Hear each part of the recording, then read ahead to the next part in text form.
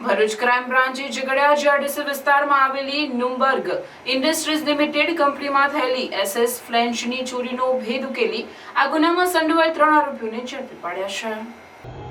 ભરૂચ જિલ્લામાં મિલકત સંબંધી ગુનાઓને નિયંત્રણમાં લેવા માટે અસરકારક નાઇટ પેટ્રોલિંગ અને વનશોધાયેલ ગુનાઓ શોધી કાઢવાની જિલ્લા પોલીસ વડાની સૂચનાના ભાગરૂપે ભરૂચ લોકલ ક્રાઇમ બ્રાન્ચની ટીમ અંકલેશ્વર વિસ્તારમાં પેટ્રોલિંગ કરી રહી હતી। તે દરમિયાન બાતમી મળી હતી કે ઝઘડિયા જીઆઈડીસી પોલીસ સ્ટેશનમાં નોંધાયેલ ચોરીના ગુનામાં નવાગામ કરારવેલ ગામનો અને અગાઉ પણ ચોરીના ગુનામાં પકડાયેલ જયેશભાઈ વસાવા સંડોવાયેલો છે।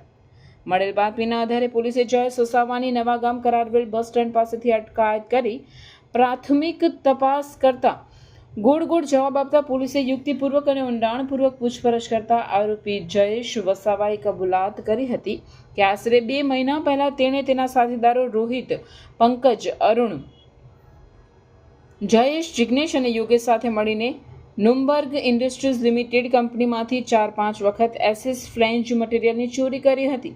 આ ચોરીનો માલ તેણે ભંગારનો ધંધો કરતા સદામ ખાન અને રમેશભાઈ જૈનને આપ્યો હતો।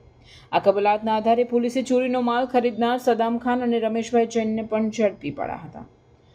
વોન્ટેડમાં ચોરીમાં સંડોવાયેલ રોહિત, પંકજ, અરુણ, જયેશ, જિગ્નેશ, યોગેશ તેમજ ચોરીનો માલ લેનાર મોહમ્મદ સમી રહેવાસી અંકલેશ્વર અને દેવાભાઈને વોન્ટેડ જાહેર કરી તમામ વિરુદ્ધ ઝઘડિયા જીઆઈડીસી પોલીસ સ્ટેશનમાં ભારતીય નાગરિક સુરક્ષા સંહિતા 2023ની સંલગ્ન કલમો મુજબ ગુનો નોંધી કાયદેસરની કાર્યવાહી હાથ ધરી આગળની વધુ તપાસ માટે અંકલેશ્વર શહેર બી ડિવિઝન પોલીસ સ્ટેશનને સોંપવામાં આવે છે।